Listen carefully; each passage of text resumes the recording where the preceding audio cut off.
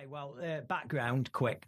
I love stories like this. I love stories where there is an immortal sort of character who then gets plunked out of his time zone and put in modern day or in some other time zone. Classic fish out of water I love tale. them. Yeah. I loved a character called Adam Adamant who was he was fighting crime in Victorian London, got put in suspended animation and woke up in the 1960s in swinging London, and hilarity ensued. Brilliant series. I love one of my favourite movies, and if you know this the theme tune that brings you into this show every episode, Dracula AD 1972. They basically brought him from Victorian London. He gets staked and then he gets resurrected Dracula in modern London 1972. Brilliant scene where he's in a graveyard. His little henchman is burying his remains in the graveyard. Then the camera pans up into the sky and instantly an airplane appears. And then that's the passage of time, 1972. Brilliant, brilliant, brilliant. I was the prime customer for this product. I was ready. I was excited. I was disappointed I didn't share the Kool-Aid on the Wonder Woman movie previous, but I loved her as Wonder Woman. I thought she was great. I loved the bits in World War One. I loved the scenes where they were liberating the village. I just didn't like the typical DC universe, bloody DC extended universe, whatever you call it, battle scene that they seem to have to do, involving loads of fire, loads of CG, loads of cutscenes. You can't quite tell what's going on, and she's fighting a chartered accountant that apparently is the god of war. That was the thing that ruined it for me. But in the dark, that's always the dark. Key. Yeah. You can't tell what's going on, and that was it. So, but I was excited because I thought, well, this looks bright. It looks fun. It looks like they've addressed all the stuff I didn't like about the first one. And the 1980s, how can you go wrong there? That's my era. It's the Best era of music. ever. Yeah. And you've also got Stranger Things that's got everybody primed for this sort of stuff. 80s is big right now. And here's Wonder Woman plucked out of that time zone, and she can continue the story. And we saw the trailers. We know that Chris Pine's back as Steve, a love interest, and we don't know how that's going to pan out. So, whoa, dead excited. It's a mess, man. One question: will there be spoilers in this review? Yes. Okay. They has to be. Just checking. They has to be. So, go back to 1984 if you don't want to listen. I'm only joking. That don't even make sense. But don't, pin your ears back. Don't listen any further. Now, this is a 2.5 hour film. Yes, isn't it? It's long, man. It's long. But for the most part, I had a lot of fun with it. I loved the full embracing of that campy vibe. The colours popped. Like you said Love before. the colours. Gal Gadot is amazing in this role. She's great in the role. She's superb. Yeah. Pedro Pascal was a wonderful. Fresh off the... No, you're not... I love the character of Max Lord. I do too. And from he bore no resemblance. From Justice League, yeah.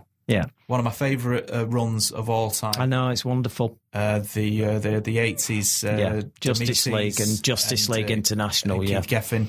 And it wrote Max Lord as this guy who brought the Justice League together. He's a businessman from the 80s who saw that the Justice League needed modernising. He tried to give them a PR makeover so that it could be more modern. It was what it was. He was good. He acted well. He was compelling to watch. He was clearly having fun in the role. But Christ, this whole movie centred around a MacGuffin. So there's this magic stone that at the beginning no one knows it's magic, and people are making wishes, holding it by accident, going, "Oh, I wish it was a bit better," like Diana, and she's like, "Oh, I wish I had Chris Pine giving me a good scene too." Still, and these things start to happen, and this is the thing, and I'm all right with fantasy. Describing a massive $250 million blockbuster movie here, or an episode of Batman Brave and the Bold. Well, that's the problem, isn't it? Yeah. It wasn't. It starts out great. There's and can I say, I watched it on a big screen at home, and this IMAX. They do the IMAX trick with this film, which if you could see it on an IMAX or you see it on a big screen, the shooting, the action sequences pop to the big full IMAX, and you feel like you're falling into the action. It's absolutely fantastic. And then the normal, it's very well shot. The cinematography is wonderful on this film. Hans Zimmer gives a fantastic score, and I'm not a massive fan of his. I like some of his stuff, but this was that's high praise indeed. Fantastic score, loved it. Chorals, soaring strings and violins, bringing you right into Themyscira at the beginning. The massive letdown with this film, I've got to say, on a very pure level, you got to remember this is still a superhero movie. You're a comic book fan mainly, and other people who kind of like the character. There were 3 fights in this. There were 3 small, very short action sequences in this entire 2.5 hour. And after Avengers Endgame, it's quite a shock to be watching a film this long with so few punch-ups.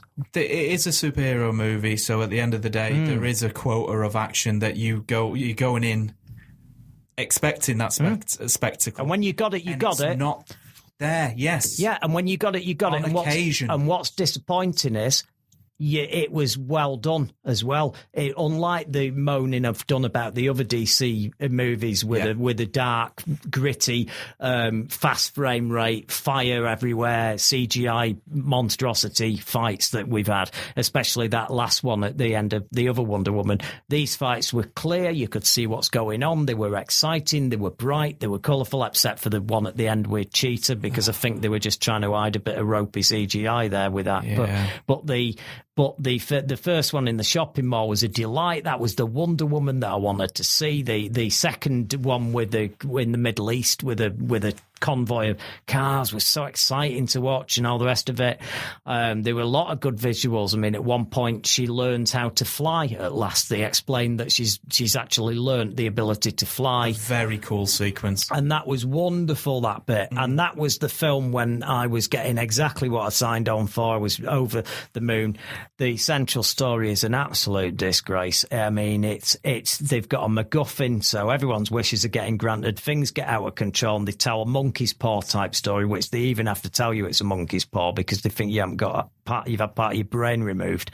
And I could not keep track of this crap. The minute he started dishing the wishes out, and you ended up in the Middle East, and then nothing made sense beyond that, because you were trying to who wished for that, and then that's arrived, and then this is arrived, and there's a wall here now in the Middle East. At least with like, God. What's going on? You say it's a classic monkey's paw tale. It is, but with all monkey's paw tales that we've seen in the past, be it the Twilight Zone or even an episode of The Simpsons, there's clear rules. There's a cleverness to each wish. Yes, will come back to you tenfold. Correct, and there's always a twist. Here, there are no rules. Even a silly movie like Wishmaster. You remember the Wishmaster series? Yeah. The whole point of these things are fun when they're done right. Yeah, that's the thing. It didn't make sense. Well, are we going to say what her wish was? Yeah, we will. She wanted a bit of dick. No, she wanted her boyfriend back. She missed him. She loved him. He's one true love, even though they'd spent very little time together. You are sold on the fact that this is the comic book Steve Trevor. This is the Lois Lane to her Superman, if you see what I mean. One true love, and she's lost him, wants him back, and he comes back. And thus we enter my biggest problem with this film. I cannot get my head around it. It's the body swap thing, basically. Yeah, I mean, wow. Yeah. But nobody else had to go through that. No, I know. Everyone was getting everything they wanted. Oh, I miss my long lost dog, and the dog had turned up. I miss the lack of rules and coherence. I know. But Steve Trevor manifests in the body of a complete random... an American guy of that era that lives nearby turns up. He's a hunky, good-looking enough guy, and he seems nice. And he comes in and goes, "Hi, Diana," and then initially... We're actually introduced to him as a character. No, we're not. No. So we don't have a clue. He just turns up. He turns up and says, "Hello, Diana." Wasn't it weird, that bit? Super weird. It was. It was Do you so want to odd. know my theory? What? I think this was one of those afterthoughts. Remember, you were telling me earlier last year. Yeah, they reshot 6 months ago, 7 months they ago. had a test screening. A test screening. You said people were going bonkers. Yeah, they were going mad. That's right. I think this body swap thing was not there in those incarnations. Holy shit. I think they were going mad. You're right, you know. Because it was, when all is said and done at the end of this movie, it's puff. It was all a dream. Of course. Now, and what's the next bit that you've got? Just a bit at the end when he just turns up. Correct. That could have easily been added in. Easy, because the end bit did seem weirdly tacked on. There is an end sequence that is shot at Christmas. Yeah. So that's very unusual. I see what you mean. Especially seeing as they didn't know it was going to be released at Christmas. Correct. Correct. I'm done now. You've sold me on this. And in this sequence, that's what's happened. Spoiler alert, but of course, really, there isn't that much to spoil. No. Diana gets to have a chat with this meat puppet. Yeah. Who's okay with everything, and he's a bloody lovely guy. He's lovely, isn't he? They get to flirt with each other and then just walk off in their separate directions. Yeah. And the audience goes, "Phew!" Yeah. He's fine with it all. He doesn't remember a thing. Yeah. He's been violated, that guy. Right. Here's the thing. He's him, and then all of a sudden she makes a wish. And then somehow his consciousness, whatever, the essence of him, goes somewhere. Yeah. Which obviously it could be anywhere. Yeah, could be anywhere. And then he's Steve Trevor. And then here's the thing: they get, there is a bed scene. They go to bed. Diana gives him a good scene too, and it's that guy's body, and it's a bit rapey and a bit creepy. And then when the end, you know what's really funny? It'd be funny if that scene had been different at the end when he's come back and Steve's disappeared. He's suddenly all have woke up. The worst case of this is that this poor motherfucker has suddenly just woke up somewhere in the middle, because he'll have been in the street, wouldn't he, where that corner where he left her. Yeah. Where she ran off down the street and then renounced her wish. So he'll have suddenly just come to, and he's there on a street corner, and he probably thinks he's got some brain tumour or something, this poor right? Yes. And then he's there. And do you know what I would have found funnier if he comes all itching and scratching in that last scene, and he goes to Diana, he goes, "Oh dear me, I've got to go to a clinic. I've got wonder crabs. I've got wonder crabs. I got a wonder STD from somewhere. I got a Femiscurin STD of someone. He's had sex with her. He's had sex against his wish, against his will. He's ended up in, what you say, was it hell? Was he, what was he? Was he on hold? Did he get any elevator music while he was wherever he was? He's been rehypnoled, hasn't he? Fuck me, it's weird. Why was this a good decision? This is a kid's movie and all, it's a kid's movie. I'm sticking by it. This was their fix. Again, about rules. I like rules. I don't want everything else spelled out to A, B, C, D, neither whatever. do I. I don't want that. I do want to use my brain and figure some of this out. But I mean... But when you're seeing plot holes left, right and centre because of the absence of these rules, then that's a big problem. I mean... Here's the other, the weird bit about this, like at the end there, it's, you've got to all renounce the wish. So she talks to everybody on Earth and then everybody renounces the wish. And because everybody renounces the wish, then all this goes back to normal. And then the one thing that fans of classic Star Trek will know only too well, and some fans of the Next Generation, the reboot button. The ching back to it never happened. It was all a dream. Sort of story that you wrote when you were 7, and it was all a dream. And it really wasn't a dream, but yeah, you reboot it. Reset. What are you told when you're 7 and you hand that into your teacher? Yeah, it said, can't you come up with something better than that, you muppet? basically. Yeah. But did you have the same T-shirt? Yeah, I did. I must have. Yeah. But the thing is, with that, I mean, so if one person on Earth was a bit selfish, going, no, I'm quite happy with this setup. I'll stick with it, thanks. Then it's all fucked. Yeah. That's the way I read it. Yeah. Well, they go. Isn't it lucky that they want one selfish person on Earth? So even Donald Trump was all right, and he wanted it to. Even the young Donald Trump then was happy to renounce his. But what about little Johnny out there who was like, I hope my mum gets rid of her cancer. Yeah, I know. And so we can spend Christmas together. Yeah. So little Johnny's had to renounce his wish and give her cancer. He did. And kill his mum. Unfortunately. It's too much, isn't it? It was so syrupy and vomiting juice in the end, where they're all calling out to everybody all over the place. Oh, it didn't come across like what that needed to be. Was like one of those feel-good moments in a Steven Spielberg film.